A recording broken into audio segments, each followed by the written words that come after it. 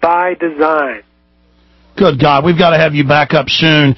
I've got Daniel Estlin from Spain joining us, but can you stay? We're about to break just another 5-minute segment, 5 minutes into the next hour, or do you have to go? Sure, I can do that. Okay, good, because I want to plug the book again. Again, ladies and gentlemen, if we don't cause a massive awakening now, this is going to get firmly entrenched, spread throughout the biosphere, spreading into other plants already. In fact, it always does. The mindset of these companies, though, how are the people that work at them so evil? Don't they care about their own families? Well, you know, I interviewed someone from Monsanto who had left the company, and he was recruited in '97, and he actually evaluated the words of the then CEO, Robert Shapiro, who promised great things for the world from genetic engineering. It impressed the heck out of this guy. And so during the employee orientation in Monsanto's headquarters, he waxed philosophical about what he was doing for the world. He got pulled over after the meeting by a vice president and said, wait a minute, what the CEO, Robert Shapiro, says is one thing, what we do is something else. We're here to make money. We don't even know what he's talking about. It's incredible. Yeah, we're going to feed the Africans, but the Africans are smart enough to let this stuff rot on the dock. Yeah, when I spoke to the House of Chiefs in Zambia, first of all, I apologized on behalf of the United States, which tried to bully them to take genetically engineered food aid, and I applauded them for resisting it because, of course, feeding 80% or 90% of the caloric intake as genetically engineered corn to people that are already immuno-suffering and malnourished would be a disaster. You know, in a sick way, though, by you and others stopping them from poisoning people en masse, it actually, in a sick way, lets them continue. If you just let it go into Africa and then it killed a bunch of people, we might be able to stop it. I'm not saying do that, but, I mean, do you see the point I'm making? I am, but we started the show talking about how L-tryptophan had killed 100 Americans and caused 5,000 to 10,000 to fall sick, and how difficult it was to even trace it to the L-tryptophan. If we saw lots of people dying, they could easily let it go and not attribute it to genetically engineered food. Well, they're already doing that because they don't teach the doctors through the American Medical Association how to diagnose unless, like you said, it's incredibly acute. Exactly. Acute and fast-acting and rare symptoms. Otherwise, if it's cancer or heart disease, who would know? They wouldn't say, have you been We'll be food? back with the final segment with you, my friend, in just 60 seconds. By the way, major federal court ruled and admits with the scientists that the mercury did cause the brain damage. But see, that's because it's so acute, because the kids have convulsions up to the third round of shots at 18 months.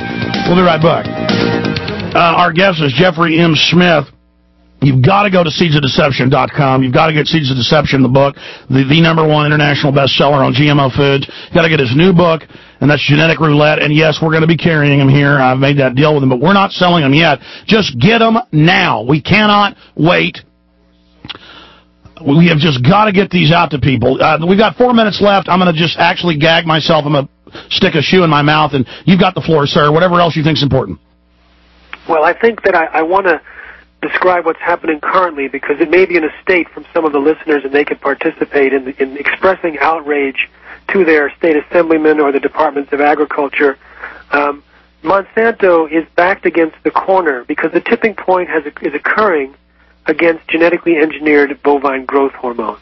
And so starting in October in Pennsylvania, the Department of Agriculture, the Secretary of Ag, passed a ruling saying it was illegal for companies to label their products as RBGH-free, or as they say, RBST-free.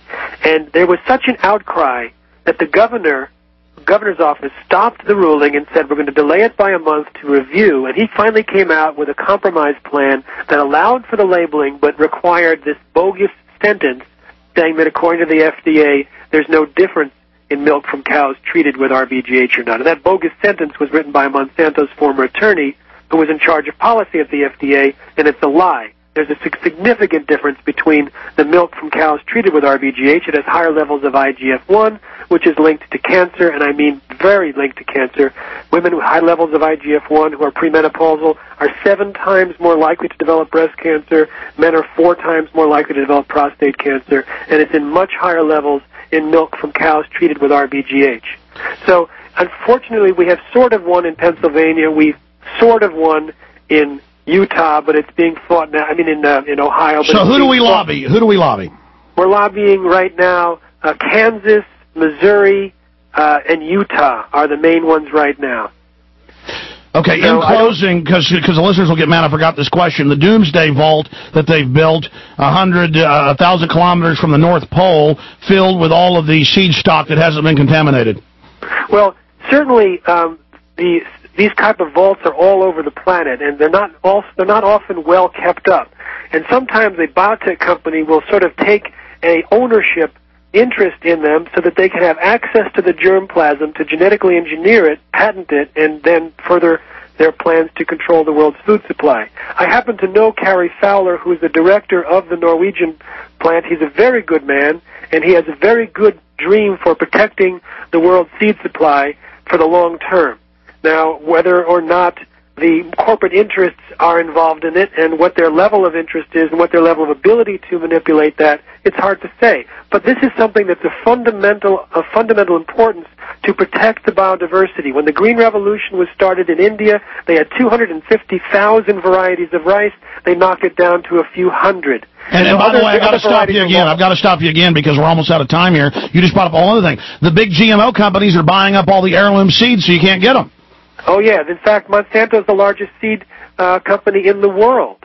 And so they're reducing the amount of non-GM seeds available in certain seed categories.